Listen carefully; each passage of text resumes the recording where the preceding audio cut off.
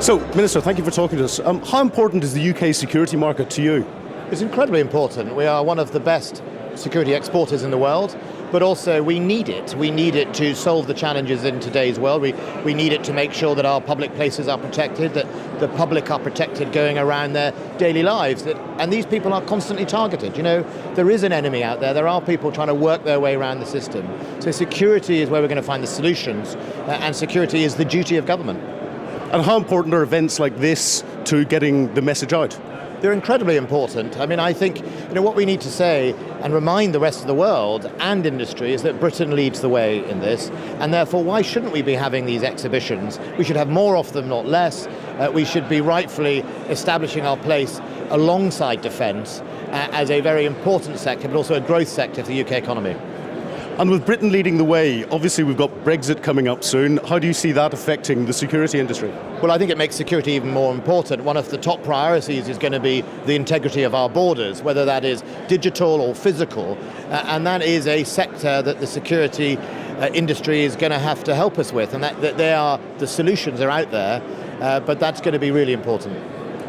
And with Brexit, with the election of President Trump, with the upcoming Italian referendum, the Austrian presidential election, the rhetoric we're hearing around the French and German presidential elections, do you see an isolationist revolution occurring? And if so, how is that going to impact security?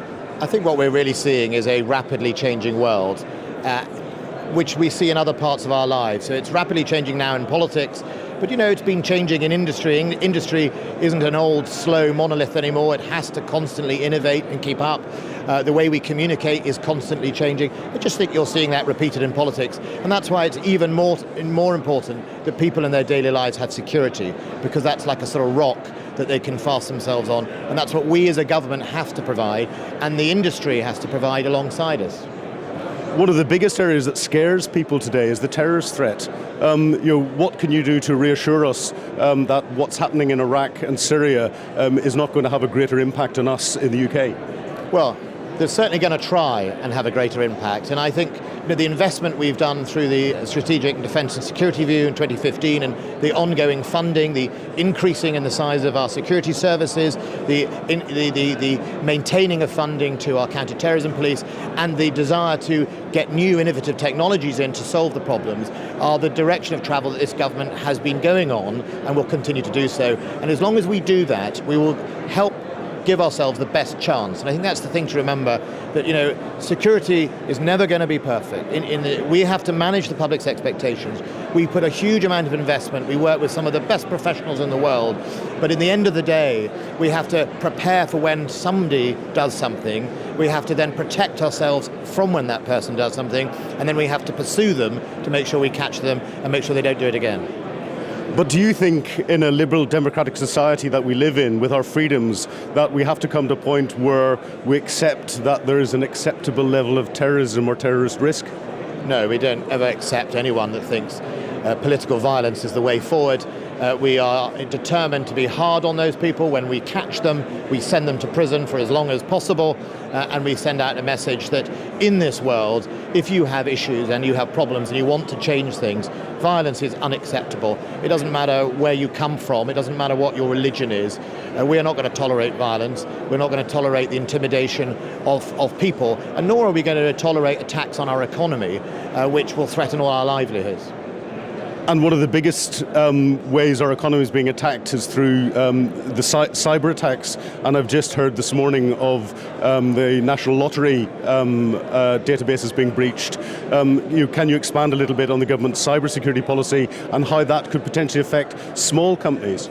Well, first of all, the government through Cyber Aware is starting at the grassroots, which is, the Cyber Aware campaign is teaching everyone personal security. Personal security is where this all starts, and we should all understand we have a duty and a responsibility in making sure we behave safely online, that we change our passwords, that we update our virus software. So that's at the user level, that's personal security.